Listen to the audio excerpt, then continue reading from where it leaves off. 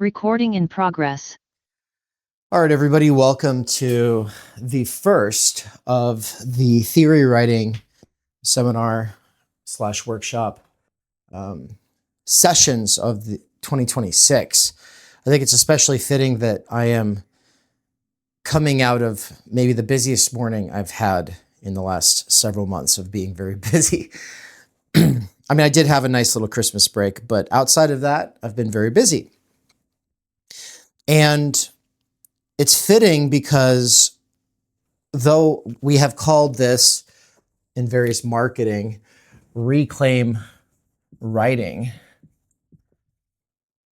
we've also called it writing on the go. Not necessarily something that everybody needs, because some people maybe have a lot of leisure in their lives. I wonder if anybody here actually would identify as having a lot of leisure. No? Maybe some of you feel like you have a lot compared to a person who's working like a really busy blue-collar job or something like that. But none of you really have leisure in the sense that I'm thinking about it, right? The ideal kind of writing, the kind of writing that I've given you all maybe a little glimpse of in some of the promotional materials, is of a writer's cabin, right? How many of you saw that little writer's cabin and thought, oh yeah, that'd be nice. It's got a little window and it's supposedly like a no-tech zone and it's got this epic view out over the trees, right? The writer's cabin. It's a dream of mine, actually.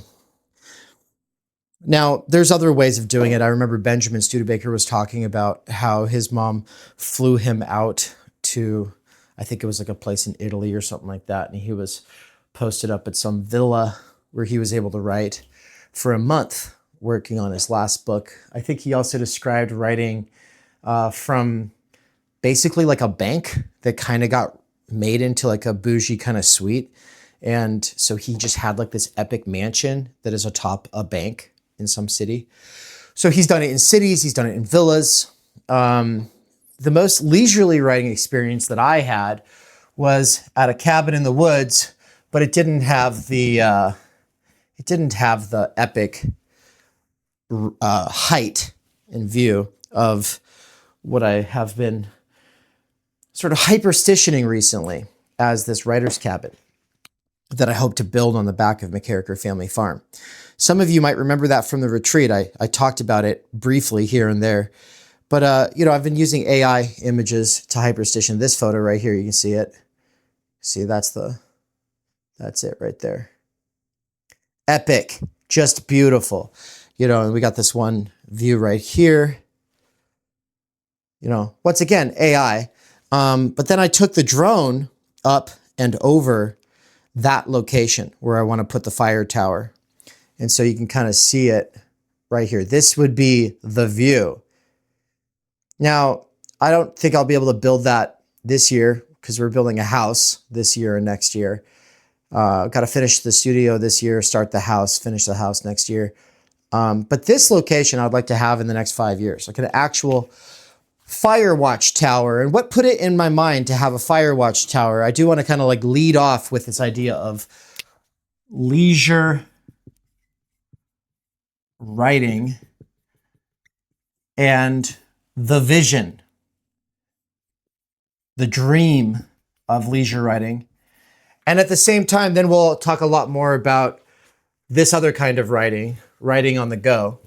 And then we'll turn it over to doing a little bit of an exercise after everyone's had an opportunity to say a little bit about their own writing goals, habits, fears, whatever. So the vision comes out of Jack Kerouac's The Dharma Bums. Has anybody read The Dharma Bums? Yeah, do you remember the part where he goes to a fire watch tower for a whole summer and he's writing while there? It's a romantic sort of beatnik American sort of idea Before he did that, Gary Snyder had done that.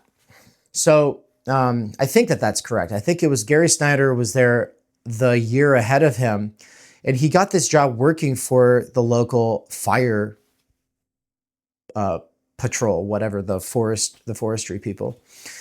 And so Gary Snyder was apparently up there the year prior to him learning, I think, Chinese, maybe Japanese, and translating texts, right?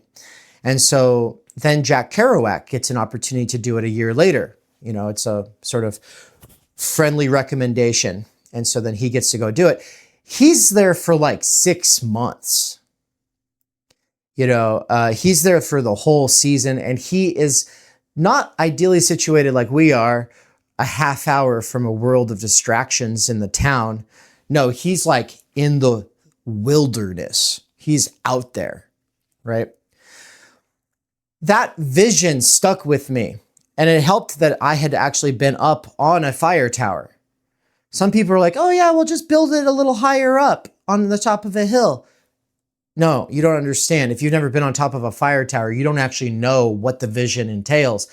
A fire tower is high above the trees. It's not just like barely peeking over the trees. You're like above the trees.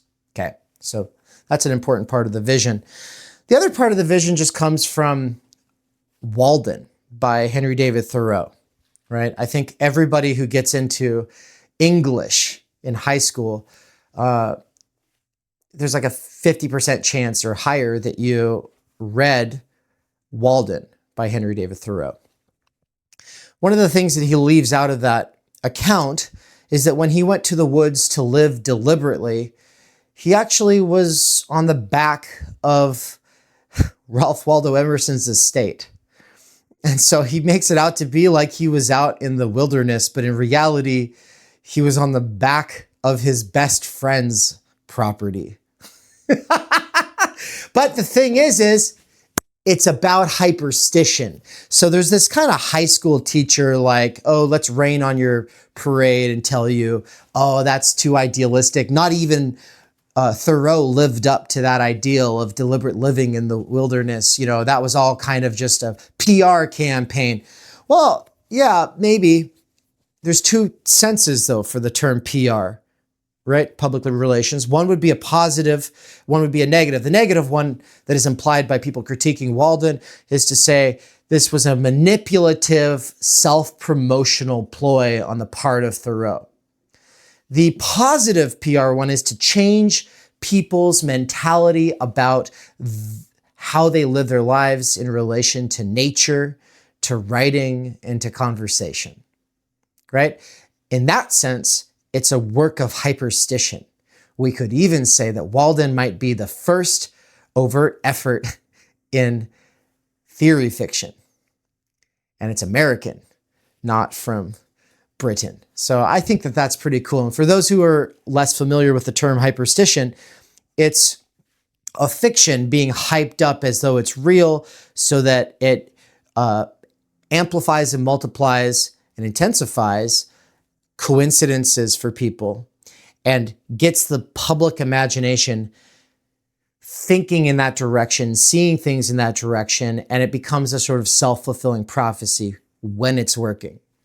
Hyperstition can backfire, and if what you're doing is unrealistic and repulsive to people, it might be more what we call hypostitional as opposed to hyperstitional. Hyperstitional would actually help bring it into reality, whereas hypostitional undermines its coming into reality. And there's a lot of critique against contemporary activism that can be garnered from hypostition. When people think they're doing a hyperstition for their movement, but really they're undermining their movement. So that would be a whole other thing. For right now, I just want to say that this vision is a hyperstition. I plan on actually writing something from this cabin overlooking the forest before it exists and telling people that I'm in this cabin overlooking the forest and that this is a place that other people can come and write without technology. It's just a typewriter. There's no technology, just a wood stove, a kerosene lamp, some candles, a cot on the floor. We at McKerracher Family Farm deliver our meals to your doorstep and leave you alone. Unless you want to come and work on the farm for a couple hours a day to keep grounded, you could do that. Unless you want to go into town sometimes or go canoeing on the lake, whatever. These are all possible. The reason I start off with this, though, is because this is sort of the idea of leisurely writing. This, or writing in a mansion above a bank or some Italian villa, these are the ideal.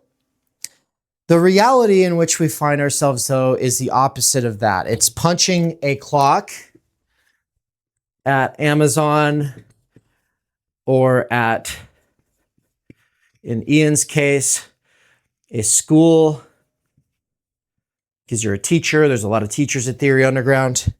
There's a lot of workers with earbuds at places like Amazon, warehouses, delivery. Chances are, though, if you're in this series and you're wanting to learn how to do stuff on the go and get more disciplined in how you approach the life of the mind and your own writing as a process of transformation, then in a sort of sense, I'm preaching to the choir. The fact is you are already developing strategies. So I will not be your teacher or professor who's just here to tell you how to do it. The real goal here is to get to know you and the strategies that you have developed. And as we proceed, we will be sharing strategies that we have developed. So I'm not here as the professor who knows everything and assuming that you don't know everything. This is going to be a lot more collaborative than a typical lecture series. It's not a lecture series, it's a workshop and it's a seminar, both at the same time. And so I consider you all to be a part of a cohort, and I do see you as equals, which is different than in a lot of other lecture series at Theory Underground, where we have a lot of people who are kind of in and out and kind of barely committed, or, you know, just kind of interested, or maybe they were there for somebody else's course and then they're popping in or whatever. This, I feel like, is a lot more of a, you guys are much more invested and you have a lot more skin in the game. And the chances are, if you have that much skin in the game at this point, it's because you are actively developing strategies. Chances are you already have a book project in mind. Now, for instance, I'll just call on Nick and say, I know what you've been working on, at least a little bit. I don't know everything that you're working on, but I do know that it would make a killer book. I know that your Substack is the seeds to what could be a beautiful book, right? About the intellectual renewal or renaissance that's occurring in the United States, right? Same goes for Ian. I know that Ian is working on something that could definitely be a book. And in fact, he has expressed that that is a goal of his.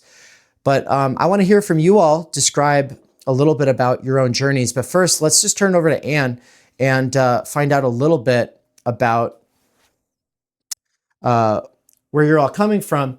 And then at some point, I will say a little bit more about this vision in the future versus where we find ourselves now and how what we're doing here connects to that. But first, I want to hear a little bit more from Anne, and then we'll do introductions. Yeah, it is actually, it's tough to just summarize the responses because they are very, like, they're different. There's not enough to really have kind of a general theme, but I think it's all gonna go really well together. So in terms of like writing goals, some people are looking to find a spark in their writing and just trying to write at all. Some people want to focus specifically on their style. There's some goals to draft a book and write some essays, to get some Substack posts up. Um, and then in terms of biggest obstructions for the year, I think for a handful of people, it's just like not having a routine or being busy, having kids, having other tasks in life, and then just like motivation and spark or getting over, feeling like you don't have something to say or that you don't like what you've written. Um, And in terms of what people hope to get from the series, I think, yeah, maybe this is something that perhaps people could like share in an introduction. But I think one of the main a theme that I see is just trying to get some inspiration and having a place to maybe share work, maybe have some accountability to get excited and to get other people excited and just to kind of establish best practices for adding writing into our already busy, crazy lives.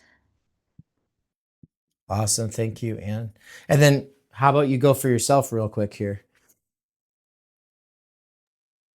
Yeah, I think for me, um, I had said that I would like to like a goal, like a realistic goal for me is just getting like a couple more pieces on Substack and maybe even submitting a piece for either this upcoming Underground Theory volume or for the Philosophy of Stewardship anthology that will be later this year.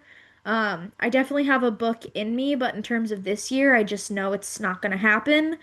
Um, for a multitude of reasons, which I'm okay with. I think like a realistic goal is what I want for this course, and I'm really just looking for like inspiration, even if I don't necessarily have anything particular that I'm working on in a given month or come like as I get closer to the baby being born or as the farm gets busier, like just a place where I get inspired and then maybe feel like, oh, I just want to write a couple things down, get down a paragraph that could start a piece eventually, because I always have a lot going on up here.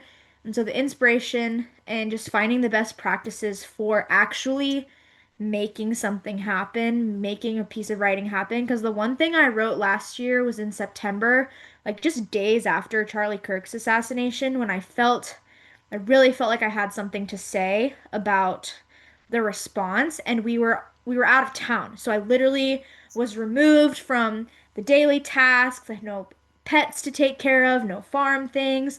Like we just had an extra day in our travels, kind of meant for exploring the town and some leisure. And that's really been the only time that I've in the last year that I've truly been able to just like sit and write is when I was literally removed from daily tasks. So how to actually incorporate it into the day to day when it feels like there's a million other more important, more necessary things to do in life is why I'm here. Thanks, Anne.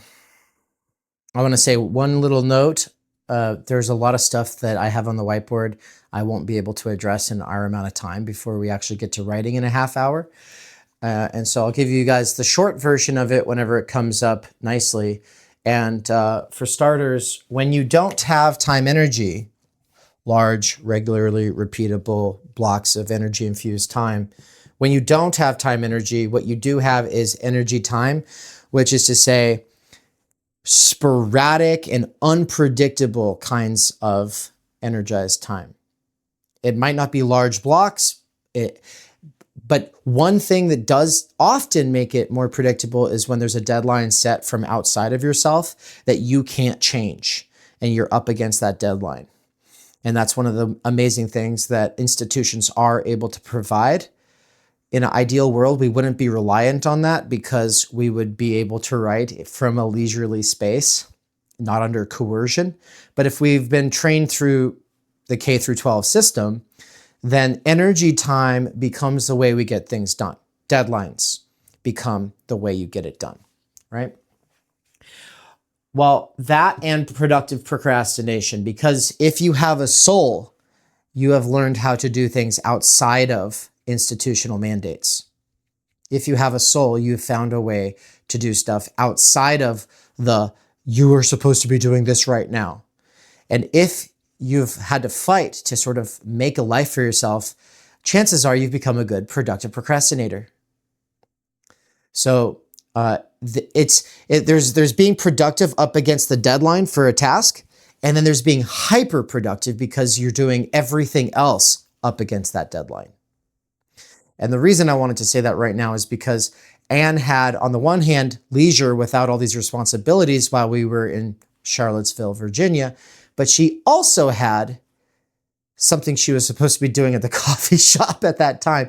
And because she had like this administrative bullshit she was supposed to be doing and this sort of leisure, this kind of combination, she was kind of in this space to productively procrastinate by writing a huge, awesome piece. And so one of the principles we'll return to throughout the year is when those opportunities present themselves, take them and do it without apologies, because yes, everything is important, but nothing is as important as the feeling that says, I could write this right now. And if you're saying, I could write this right now, except I have to get to this thing, the question is that thing actually more important than your writing? If you have to be at jujitsu, is it actually more important than your writing?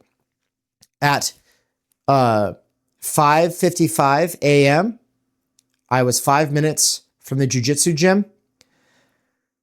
I realized like this thing that I want to say right now, it's a full piece. Do I actually have the time for it? I rerouted. I posted up at a coffee shop just like really close by. And I wrote for, I think, 4 hours, just steady, just writing the whole time. I have no regrets that I skipped jujitsu that day. But the point is I was there.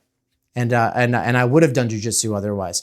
And so if you do find yourself productively procrastinating, then the big tip that you're going to find for writing on the go is to take on more responsibilities than you are capable of responsibly fulfilling, and become accustomed to cheating against certain things for the sake of other things.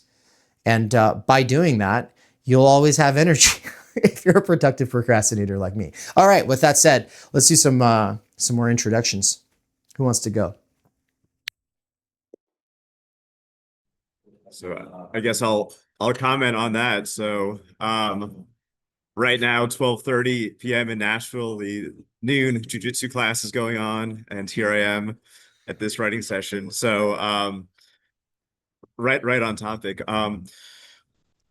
But yeah, so I guess I've been writing a lot lately, and I've basically been taking time off work to write, and I need like a lot of time off. So I need to kind of like make my writing into something valuable. Also, I spend way too much time writing. So one of the goals I put in the letter to you guys is that I want to become faster at writing. And I think having these groups is a way to do that. So like I've also been, as I write, I think like the craft of writing is something that we don't talk about and people don't appreciate and think about, where it's like, oh, just go and write. And like from when I was young to when I was in graduate school to even after, like in these communities, it's like, oh, we're all gonna write together. But I think the craft of writing, of like, what are you actually doing as you're writing? Like, let me look over your shoulder. Let's have like a writer's cabin where it's like, I think it could be good isolated, but like to have people in a room like we did at the retreat that you hosted in the morning. Um, and I think like looking over people's shoulders, seeing how they're doing it, how they're doing the craft. And also for me, like as I'm writing these essays, I think talking it out, talking these ideas out with people really helps me plan and decide what to do. And like a lot of the problems I had on this essay, I'm writing about the Italy and Greece trips, is that I was trying to sew in this whole idea of like this like indie scholar movement with the trips and with all this stuff. And I think if I had people to talk to be like really help segment those ideas out and figure out what goes in this essay versus what is part of a bigger project, I think that would have gone a lot faster. So I think having regular discussions would be very helpful for me for writing. Yeah, man, 100%. I've found so much more motivation while in writing groups like this. And if you ever feel inspired to be writing instead of being here, it's okay. It's okay. It's okay. How about we go to Ian, then Cy, then Luke, then David? Yeah, for me, I guess I also like these groups and what you said, Nick, about more like the technical aspect or the craft aspect of the writing would be also good. And then I also just really like having some people to precisely do what you said, right? Like share what I'm writing and feel like there is a specific order that I'm writing for, that it's not like I'm just writing to the void. and also being able to discuss. Like I struggle a lot if what I'm writing makes any sense at all. So I guess having some like validation or like or someone telling me like no, that makes no sense, it's pretty helpful for me. And also just having like a routine, right? Like a time and place to gather and like do something that I want to do, but I'm like finding excuses not to do it. Thanks, Ian. Yeah, so for me, I have a couple of personal, or just one particularly personal motivation I didn't list on the form that I only thought of later. My dad died in 2023. He's a really smart guy, very wise, but he wrote only very sporadically, and probably I know he had lifelong goals to write a book. And now, as his surviving child, to know his mind would have been much easier to do so if I had a piece of writing to pour over. And so I'm thinking ahead to my own death and my children, and thinking, well, how would you code the things that you've learned in life for them in such a way that would be more permanent? So for me, it's about my baby. And in an attempt to distill the things that I've learned for posterity. And then yeah, the other thing that something that you mentioned, Dave, is like on the phone to me one time is like we're the time of having like an editor whose job it is to like live a nice life where all they have to do is like read your whole everything you've ever done and then read all the books that you've read and try to, effectively think alongside you. Like this sort of privilege is almost like gone. It's only, I don't even know if it exists at high-end publishing houses, since they seem to be so focused on like marketing and hype and other sorts of, identity-based marketing, PR bullshit. So yeah, for me, like I want to get away from that, like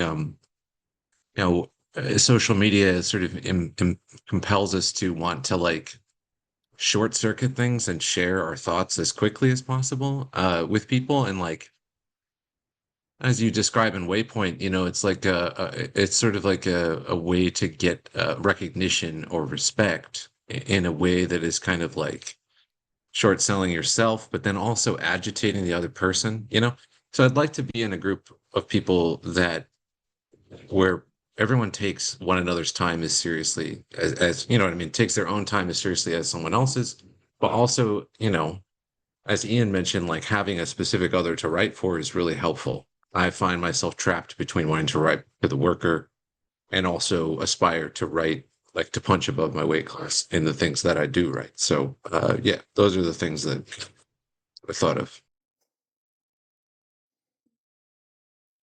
Thanks, Si. Yeah, I think I'm a bit of a weird duck here because I don't write a lot. I actually write very little. And I think this group would be good for me, even just the idea of just meeting up and feeling guilty of not having written anything before meeting.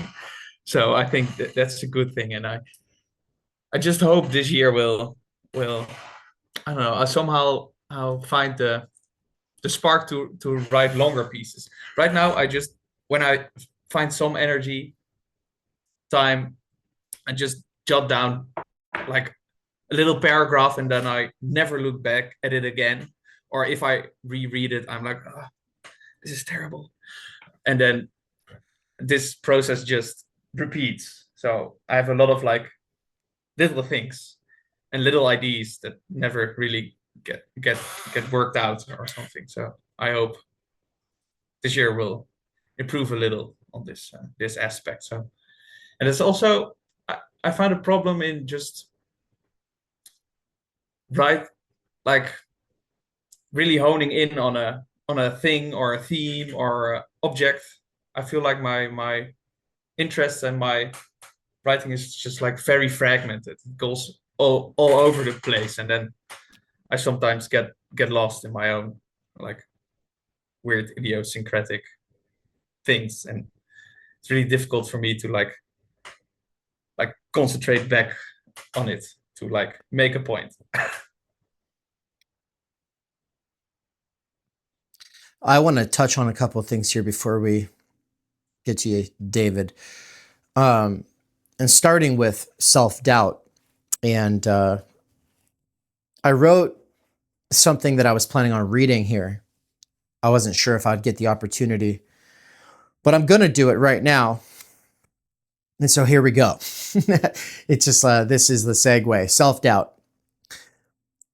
So writing without your time energy. We don't have large energy infused and reliably repeatable blocks of time, what I call time energy, because those are committed to and eaten by labor power.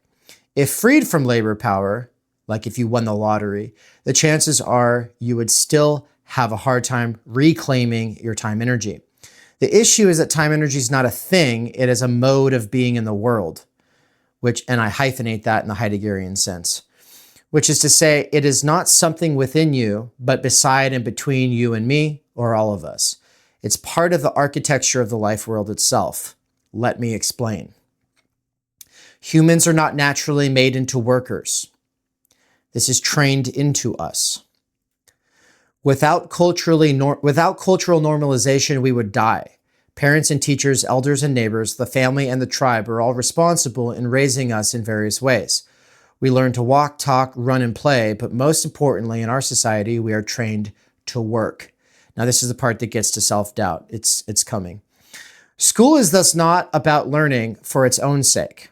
As the Rockefeller's General Education Board put it in 1906, the goal is, quote, not to try to make these people or any of their children into philosophers or men of learning or men of science. We have not to raise up from among them authors, educators, poets, or men of letters. We shall not search for embryo great artists, painters, musicians, nor lawyers, doctors, preachers, politicians, statesmen, of whom we have an ample supply. The task we set before ourselves is very simple. We will organize children and teach them to do in a perfect way the things their fathers and mothers are doing in an imperfect way. One might suppose that school reforms have changed things. If this is true, then why do so many people hate math or English? Even more telling is the fact that those who love either one tend to have no idea how to use them. Think of all the people who love English. They fetishize words, are pedantic about semantics, neurotic about actually saying anything, and chances are they have never written anything worth reading. Likewise with math lovers. How many do you know who really use math?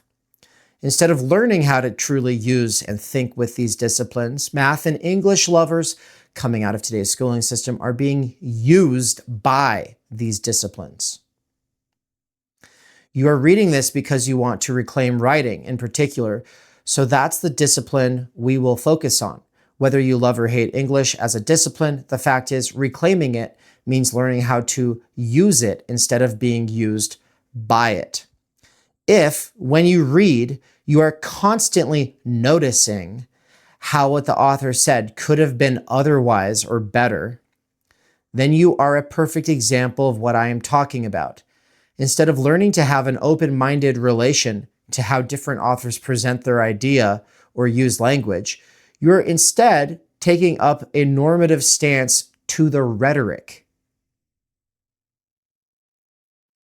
This is a learned obsession. It is trained into us. It gets in the way of what we're trying to do here. Instead of exercising open-mindedness and learning to hear different dialects or read across historical periods, the imperial English business mindset polices words. Just think about how when you write something and then you workshop it with somebody, you always get this like, yeah, I get the point, but that could have been said differently. They're very interested in how you said it, but then you say, but what am I saying? And they can never really say anything about what you're actually saying. This drove me crazy at the writing center at my college. I wanted to know, is the idea obtainable for another mind? And instead they wanted to talk to me about ending sentences and prepositions, which is actually something that everyone does now because it's clunky and weird not to do it. But of course, if you don't do the awkward, clunky, grammatically correct thing, then it's going to flag this kind of critic who's looking for mistakes instead of trying to grasp the point. So this part of you, Luke, that reads it and then hates it is a product of the schooling system. Whether you went through that schooling system or not, we live in a world where everyone who's used to writing and reading, all of the cultural norms that we internalize are downstream from this, right? And so this inner critic is a lesser other. It's not even like the big other. In the case of the big other, you'd be writing to God, or you'd be writing to the people. But if you're writing to God or to the people keeps getting hijacked by this little like judgy cop voice that's been installed in your head, then you're not even able to just get the point out, right? Because you're going to constantly end up caveating yourself and doing all of this. Well, and here's for this kind of person who's going to think this is what I really mean. And you end up in these little rabbit holes that derail you from getting to the point. And look, there's a lot of other stuff that goes into it. I don't want to, guess everything about, for instance, I'm using Luke as my jumping off point here. There might be a lot more going on there, but I wanted to use this as an opportunity to say, it's what I run into repeatedly as a tutor in the Writing Center at a university, as a short time stint as a professor at a university, but also just as a student. It's like what we have trained into us by the people who love English the most is a form of neurosis that has very little to do with the actual language. And it has a lot more to do with the disciplinary aspect of the discipline. So like discipline can have two meanings. One is that this is a field where there are rules of thumb that help us navigate it and engage in the activity better. That would be the disciplined aspect. The other connotation for discipline is obviously punitive. It's repressive, and it's about getting you to stop thinking and instead start acting a certain way. And so, we can focus a little on style, and we can talk a little bit about ways of refining our style. I think we should. That'll come up especially throughout the year as we get into this stuff like how to use AI, how not to use AI, stuff like that.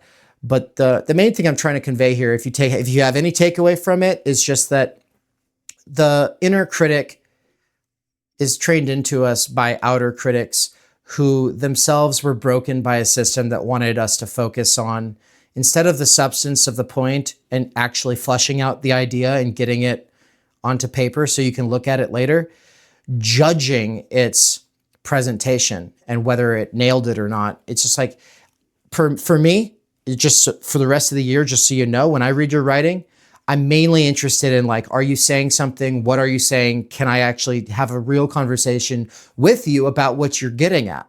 And I care about that a lot more than how you say it. And so, yeah. Okay, that's what I wanted to say. Thank you. And then David. All right. So I'm glad you brought up caveating because I think I caveat a lot. Like I'm constantly asking myself, like, oh, what would this person say, or what would this person think? Or if I say it like this, I might be misunderstood by this group, or if I say it this way. So yeah, there's definitely a lot of caveating going on.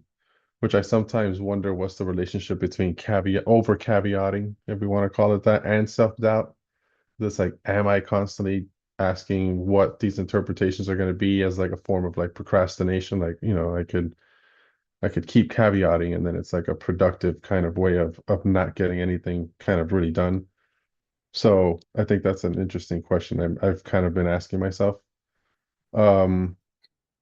But I think to go back a little bit to kind of what I think everybody kind of touched on it a little bit, about kind of like doing this in a group. I've never really been around anybody who writes or people who write. When I was in like elementary and high school and stuff, it was basically just write, your 5 paragraph essay, the introduction, you got your 3 little things and your conclusion, and did you pass the FCAT or whatever. Um, and then in college, I still kind of had like that same thing. And then I kind of got into writing more as I tried to do stand-up comedy. And then little by little, I started realizing that I really liked the approach of like George Carlin as being more of a writer. So then that's when I kind of was like, oh, I think I like writing. So I kind of went into that a little bit, and then ended up going back to school and thinking, like at university, I'll definitely learn to write there. And then it was like, oh shit, this is like FCAT again. Like we're just doing the test stuff. So it was like you said, there was not a lot of like interaction with like the ideas that I was trying to get across of like, oh, I think that's interesting, or I think I like your point. It was more like you should have said that earlier, or your introduction was messy, and it's like, all right. So it was kind of like um a little discouraging to say. So that's why I'm kind of excited about this, that it's more about like, do you have something to say? How are we going to say it? And I think it'll be at least valuable for me with I think it's called like collateral learning, what Neil Postman calls it, where you kind of learn not from instruction, but kind of seeing other people work through the process and the questions they ask about their process, and kind of like the conversations that happen around people who are trying to do stuff kind of ignites your own questions on what you're trying to do as well. So I'm kind of looking forward to kind of that part of it. And yeah, that's what I gotta say. Thanks, David. I started a box in the top left of the whiteboard here where things like run-on sentences, ending in prepositions, defining terms, it and that. And then I'm going to add caveats. And these are just things that come to mind off the top of my head. And they're not necessarily bad things to keep in mind. I obviously keep them in mind all of the time. In fact, I am a work in progress of trying to eliminate a lot of my sentences ending in prepositions. So I do want to be clear, I am constantly working on these things. But the reason that's not going to be the emphasis here is because in a sort of like rewilding the profession or professionals kind of sense, it's like you're all graduated. You're not in high school anymore. You're not doing this because you need to. This is unrelated to what you need to do. And so if you're working on like an actual thesis because you're a tier 3 person and this is slightly related to your thesis, well, that would be another matter altogether. We could talk about that. But I think even in that case, you're going to want to be able to just figure out how to say the thing. What is the thing that you are trying to say? And then say it. Now, in what we're about to begin here in 5 minutes, I'm hoping that in the next hour, you will be able to say something. You don't have to share it with me, but I would like to see it. And I'm hoping that that pressure helps you write. And then if you decide, no, I'm not going to share this with Dave, I don't mind. But also, I just want you to know that I would like to see it. And also, chances are anyone in this group would like to see it, and you'll be encouraged to share it with everybody, right? So there's 3 things that I'm about to write, and I'm not sure which one I'm going to write right now. There's an incomplete Substack post that I'm working on. Okay. There's another thing, which is what I was just reading to you. And then there's a letter to Slavoj Žižek. And the letter to Slavoj Žižek is me explaining Canon TCG. Because unlike Nick Land, who hung out with me for 3 hours and we just talked about Canon, and he loves the game, Žižek's a lot harder to get on for a casual phone call sometimes. And so I'm like trying to figure out like what's a really effective way of explaining what it is to him, because he doesn't have a lot of time. He's a busy guy. But at the same time, if I can hook his curiosity and he actually reads it, that could be good, because the only original art that I have for the whole game is of him. And the chances are he could be against it. He might not want me to use his image. And so it's like a delicate little juggling act for me to like think about, how am I going to write this? But the reason that I say that is because the next thing that I want to say to close this out so we can kick off this session is that writing to human beings is different than writing to a general peer, a big other, or a lesser other. If you saw the lecture I already gave, trying to get people on for this reclaiming writing project, went up on YouTube a few days ago, then you already know about how I kept referring to the big other, the lesser other, etc. Well, the best way to break out of it is to address yourself to somebody who you already have had some kind of conversation over time. I mean, if you wrote a letter to Ryan Reynolds, chances are it would do what I'm actually saying. You haven't had an opportunity, I'm presuming, to like get to know Ryan Reynolds, but you might know enough about him if you felt interested in writing him that it unlocks something, right? So Anne, for instance, telling Maddie Healy from the 1974 something about the book that she was giving him from Theory Underground, like that's a very different endeavor than writing to the internet or some preconceived consumer demographic that has been algorithmically curated, like, oh, I'm writing to homeschool moms between the ages of 23 and 45. No. You're writing to a real human being. It turns out that almost all of the best shit that's ever happened in the history of philosophy was addressed to real human beings. Aristotle's lectures were addressed to real human beings. 95% of the things that you can get your hands on that were published under the name Martin Heidegger were addressed to real human beings. Ferdinand de Saussure's course in general linguistics addressed to real human beings. Over and over and over again. Most of the stuff you can get your hands on by Hegel addressed to real human beings before he ever wrote it down. Or if he wrote it down, chances are that was his lecture notes that he was reading and then riffing off of. Okay? So this weird thing where we have compartmentalized speech from writing is a weird 20th century artifact for the retardation of the working class. Writing is, reading is, talking is, writing is, reading is, talking is, speech, writing, speech, writing, speech, writing. This is why Jacques Derrida's Of Grammatology is all about arché writing with a hyphen. Arché writing, it's saying that one does not precede the other. There is no useful distinction here. This is a modern artifact. Thomas Aquinas was famous for reading quietly in his head. Before Thomas Aquinas, it was normal to read aloud in a group of people. You had your students who were like transcribing as you talked. They were called scribes, right? Novices were scribes. And that was the only way that texts were reproduced, was through the oral speech act. And so addressing yourself to real humans is really important as an exercise for breaking out of things. And Keir, who's listening to this on her own time, said that she would like to see a return to philosophers actually writing letters to one another. So you could write some Substack post about how you don't like Byung-Chul Han to a bunch of randos on Substack. But who are they really? Except for like kind of just like the new Facebook friend, slightly leveled up. Okay, it's just randos on the internet. But if you were to instead write a really thoughtful letter to Byung-Chul Han and then publish that, it's going to have a different quality to it than just kind of like, oh, here's what I don't like about him, Substack. One is addressing itself to the anonymous herd.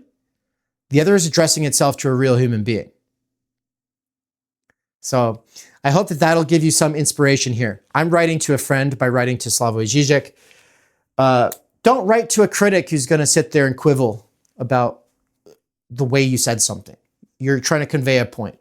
And so I hope that you have something on your heart or mind that you are thinking that you want to share with somebody else. If there's something that keeps you up at night or that you wake up thinking about, how do I talk to this person about this thing? This has been bothering me. Take a risk and write it out. It doesn't actually have to go to them. Many letters go unsent. But the fact is like the best writing comes from your heart and your mind coinciding, not from this compartmentalization where you just kind of take what is genuinely pressing upon you and you quarantine it so you can focus on some intellectual activity. No, the best writing comes from the alignment of heart and mind, and it's unlocked by speaking to a real, actually existing other person. So with that, we're going to start an hour. I'm starting a timer right now. This is where you can turn your camera off if you prefer. You don't have to. Any questions before we dive in? So I'll just say that I think this idea of writing to other people is very important. And when I basically quit social media a few years ago, that was why, where it's like, I feel like I'm just putting stuff out into the ether, and like even stuff I post on Substack, like I feel I would have gotten nothing out of posting this had I not read it with somebody like closely over like the actual text. It's like you don't get any real feedback. You don't actually engage with the text. It's like I think this idea of developing a small community that you're writing to deliberately is really key to this independent scholar movement. And yeah, so I appreciate what you're doing with that. And I guess if I could just say one other thing, I've been writing a lot lately and reading books about writing, and most of them I have not found helpful except for one. So I'll just hold it up right now. Other people might find it useful. It's called On Writing Well by William Zinsser. So it talked about a lot of what you were saying about like making the writing cleaner, removing the clutter, and I found this to be like a very, very helpful book. I'm actually reading it for the second time right now, which I usually don't do unless it's like a great book. Awesome. Thank you. That's really good.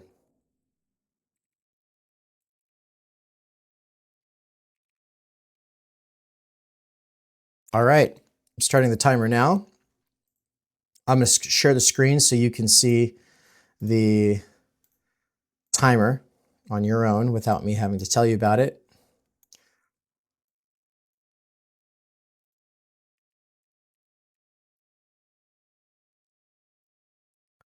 What's something you've been thinking deeply about that, and it's time to just say it, just get it off. Let's go.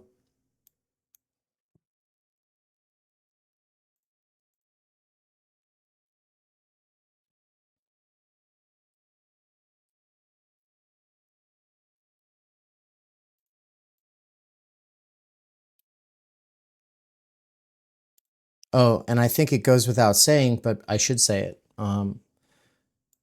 For those listening remotely and after the fact, I hope that you'll also be able to do the assignment while we're doing it. You know, so Kier, Drew, etc. Everyone listening to this after the fact, go ahead and just do it right now.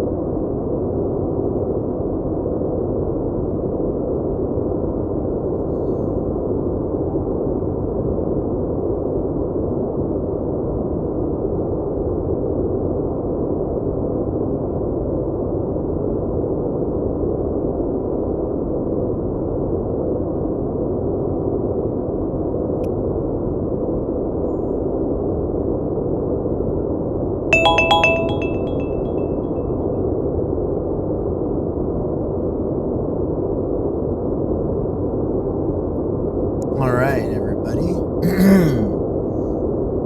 What was that? Hope it went well. I'm going to go ahead and turn off the fan noise. None of you could hear the fan noise, but people who were joining us after the fact, listening to the recording, could hear the fan noise because Zoom was muted, but OBS, which has been recording this entire time, of course, picked up on it. All right, so I'm going to do a couple of things here really quick. First of all, switching over to my headphones.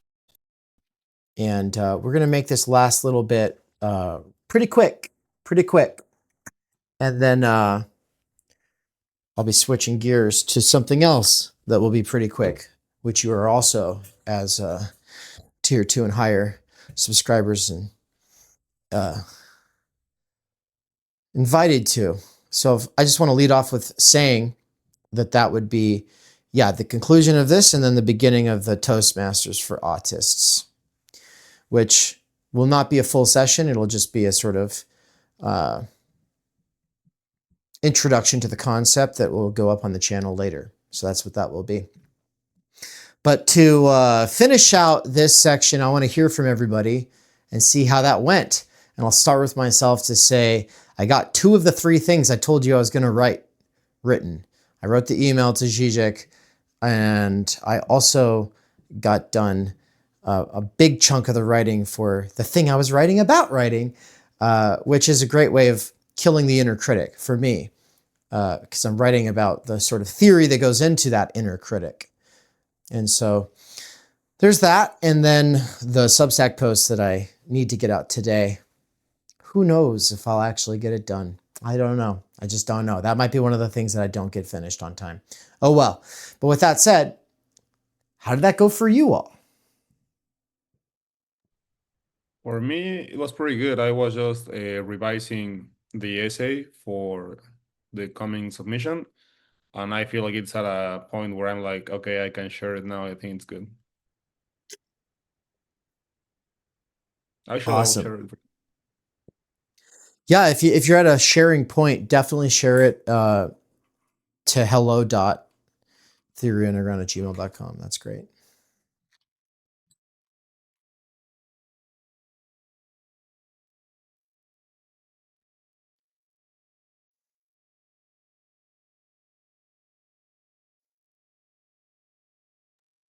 I could jump in. I'll just be over here. Can you guys still hear me? I'm just over here in the kitchen. The coffee's about to percolate. But Yeah, we hear you just great.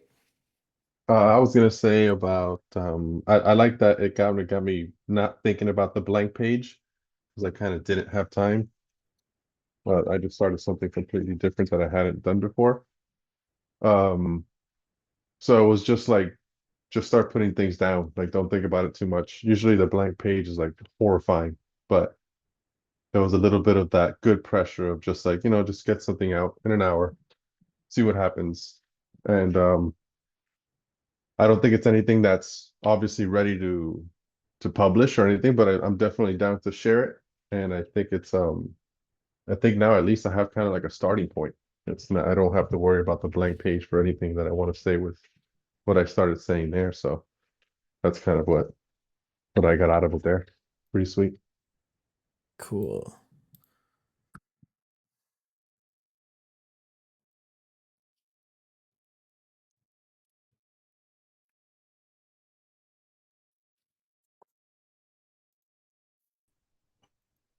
Yeah, it went well for me, I think. I just started writing and not really caring too much about anything. And I think like the last 5 minutes, something clicked a little bit, and now I'm like, okay, there's a little idea here. Cool. Yeah, for me, I'm always like endlessly, I don't know. Yeah, the inner critic is really, really strong. But when you are under the gun, there's nothing else to do except produce, and you have no time for self-reflection. So that was nice, a nice reprieve. I'm sure it's not nearly as good as some of something I might have taken more time on, but on the other hand, it doesn't suffer from not getting to the point or obsessing about who is for. I literally just wrote it to you, Dave, since you said you were going to read it. I mean, kind of, even though it doesn't it's not, I don't know if it's even something that would specifically interest you, but I didn't have to worry like, would you understand the references? Would you, etc. So that was really helpful. Yeah, I just want to say on that, that's perfect because I did write this piece here to be the, I don't know, like introduction to this series. And I ended it with a call to action, which was assignment 1, in which I said, write it to me unless you have someone that you are thinking of in particular. So yeah, you can always write it to me. That doesn't mean you should always send it to me. And it's also okay to always send it to me. That doesn't mean I'll actually read it or that I'm required to. But, hey, sometimes. So I only laugh because there's at least one person who sends me stuff all the time, and I never respond because it's a lot of stuff, and I'm always getting it. And you know what? Hey, it's fine. Whatever. All right. Anybody else? Yeah, so I'm writing about this essay by this guy Benedetto Croce. It's called "Why We Cannot Help Calling Ourselves Christians." So I've been basically just trying to summarize his essay in one paragraph, and I've had trouble doing that, struggled with that, and I think I made some progress on that. And I think this practice of just taking someone else's work, which is like a 10-page essay, it's not super long, but trying to summarize that and get all the thoughts and all the main ideas has been a really important practice. And I think kind of like what you're saying, as I start to understand it, I'm like, why didn't he write it in this other way? Where it's like he is making these points, but it's like they're not brought out to the fore. And I feel like that's kind of what I do a lot in my writing, is to try to bring these points out to the fore. Yeah, I'm excited to see that if it ever sees the light of day on your Substack. It will. I don't know. I don't know when, but it's one paragraph and like a long essay. Nice. Cool. Oh, so you're saying that you have an essay, but in that essay, there's a specific paragraph, and that paragraph needs to basically summarize this guy's essay, this 10 pages.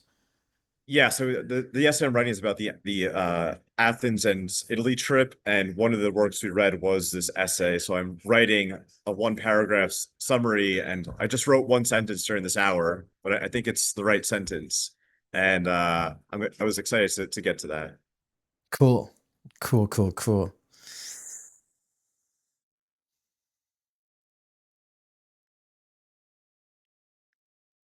All right.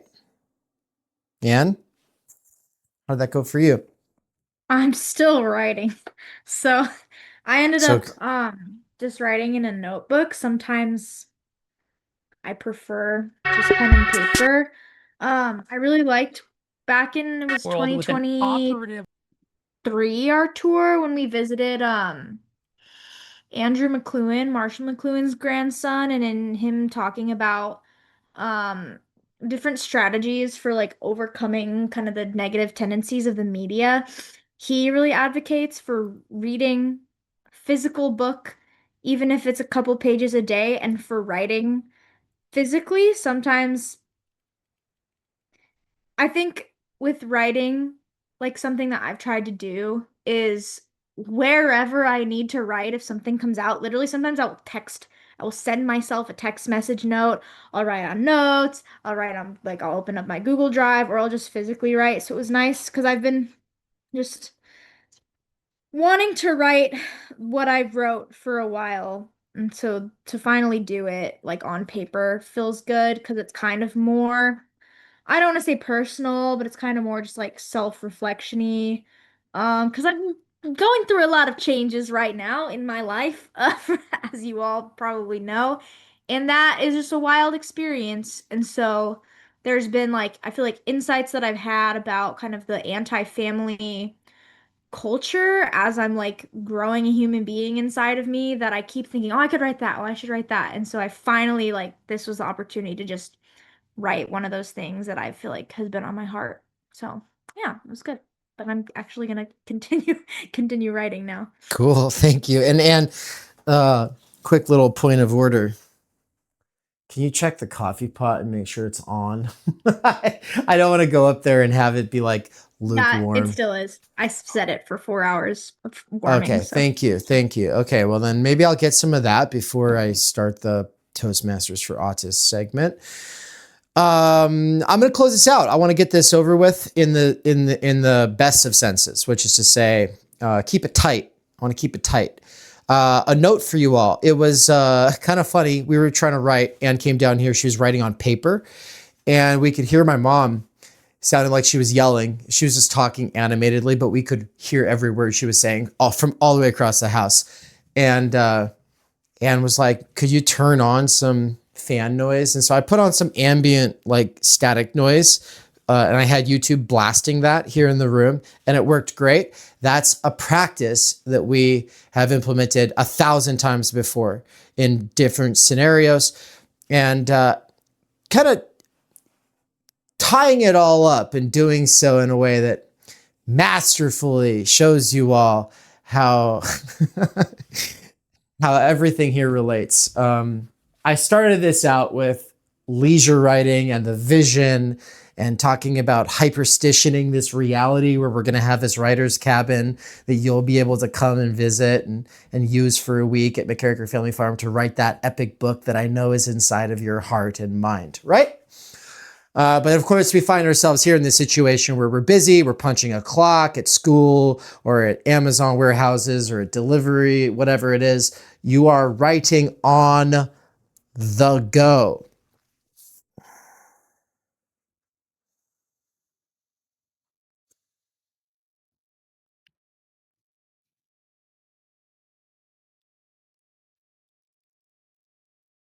Playing ambient noise or a fan on your headphones is one useful little tactic in a broader arsenal of tactics that we can call a strategy for writing on the go. So is killing the inner critic and not appealing to the big other or to the lesser other, but instead addressing yourself to an actually existing concrete other. There are a variety of these tactics. You all have tactics as well that you will be able to share as we go. But the reason I wanted to tie it back here to the fan is because the fan helps us remove ourselves from where we are. If where we are is distracting. You put your headphones on, you crank up the volume, maybe it's music for you, whatever it is. These are noise canceling headphones, especially nice in certain situations. The fact is, though, once you are deeply invested in the writing that you're doing, you're not going to be distractible anyway. You're not going to be distractible anyway. You will be in it and hard to pull out from it to the point where people might be able to talk and you can't even hear them. That's when you're locked in, right? That's when your honing beacon or your tractor beam, so to speak, is locked in and you are on the thing that you're doing. And that's obviously the goal. That is the best feeling in the world. It's my favorite thing ever. As an expert in this new approach to writing that was pioneered or at least popularized by Nietzsche, developed in different ways by Marx and Heidegger, I like to say I refined it in the furnaces of the Amazon warehouse. And the proof in the pudding, the proof that is in the pudding, so to speak, is my book, Timenergy, Why You Have No Time or Energy, which I wrote in a single sitting. And I wrote that in a day's time. And it would not have been possible if I was not developing the approach that I am promoting here, that I hope that we will all learn from, but at the same time that you also probably are pioneering on your own. It's not like I invented this thing. We're all a part of it.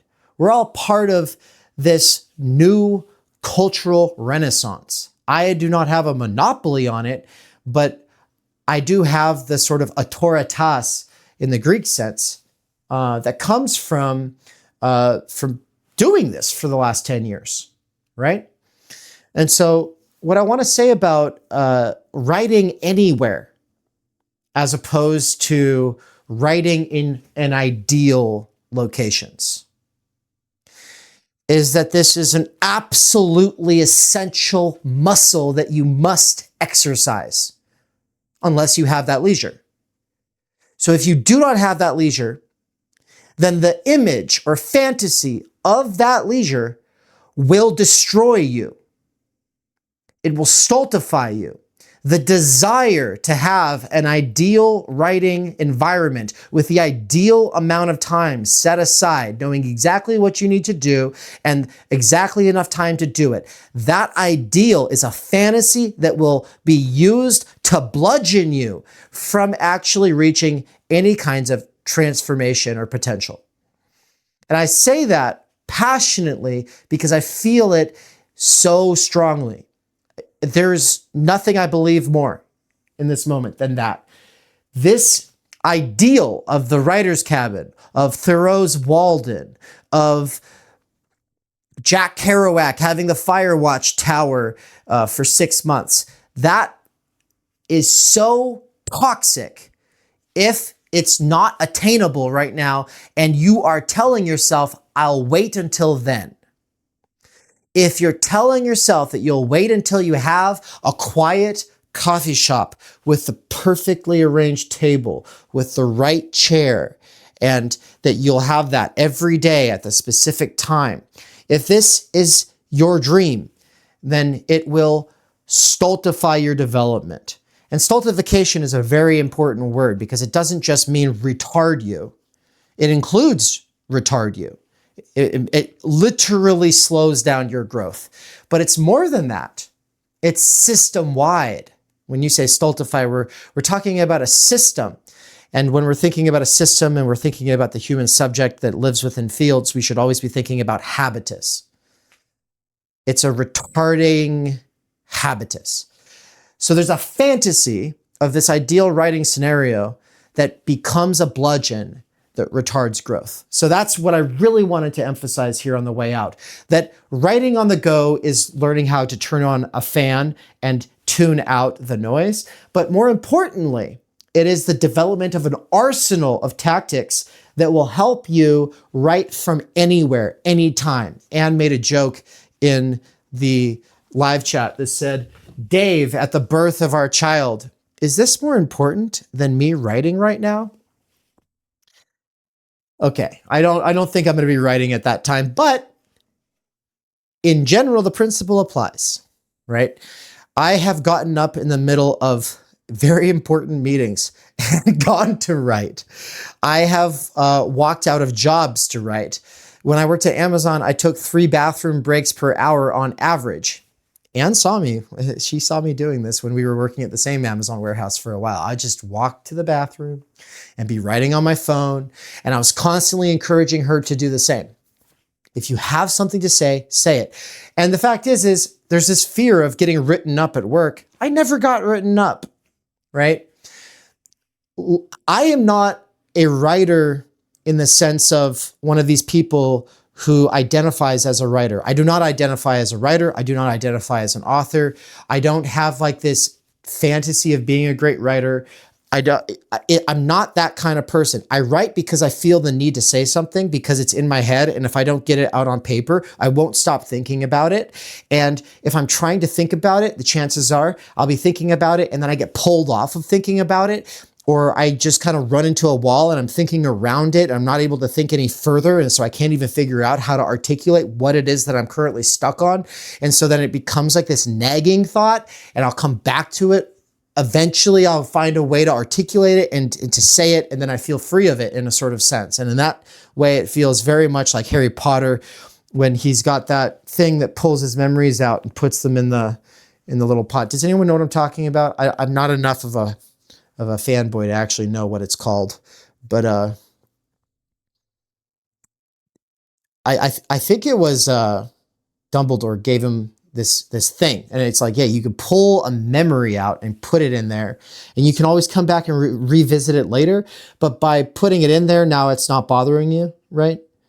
And so that's how writing kind of functions for me. Is like I say something to get it off of my chest or to get it out of my head because it is obstructing my peaceful way of life. I'm like, oh, there's this thing that needs to be said. I don't want to say it. It does need to be said though.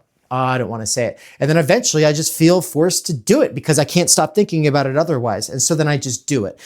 That's not going to be true of everybody. But what I'm describing here is writing that comes of necessity. And it's a kind of writing that prioritizes the substance over the style. But because of that, it takes on its own style. It does have a style. And it does sound different than everything else being written. I have a unique voice, and so do you. And we're all going to learn how to cultivate that through this series. So to close it up, just saying, writing on the go is about the cultivation of your voice, of your potential, and it's about transforming yourself in the process of exercising that voice. And it's important to learn how to do that from anywhere. And so the last part is just to say, I did all that writing from my phone. Me, 10 years ago, that would have not been possible. 5 years ago, probably not. I think I remember 6 years ago being shocked when my friend Kent said that he was writing his college essay from his phone in his bed. And I remember just being like, what? And I told Anne about it. And I was just like, that's crazy. But then I started practicing here and there. And since that time, I worked at Amazon a whole bunch and I learned how to write notes from the bathroom stalls. And then eventually I wrote a book from my phone, and it's just because it's right there. And it's, guess what? People complain about their phones all the time. They wouldn't complain about their phones all the time if they were writing books from their phone. They complain about phones because they're getting distracted by notifications. They complain about phones because they're looking at reels instead of creating and expressing. If they were creating and expressing instead of passively consuming or engaging in pseudo activity, then people obviously would love their phones. What I'm describing is a muscle that can be developed that can override the notifications. It can override the lures of the attention economy. It can override all of the bullshit and take back ownership and agency by inserting yourself into your life world. There at the center, exercising your voice, developing yourself. That's what I want to teach you to do. That's what I want to remind myself to do by doing this with you, because otherwise I will forget and I will fall off. And so thank you everybody for making this possible. Without you, I wouldn't be able to do this. And I really look forward to seeing what you're all going to contribute to this as we proceed. Thank you.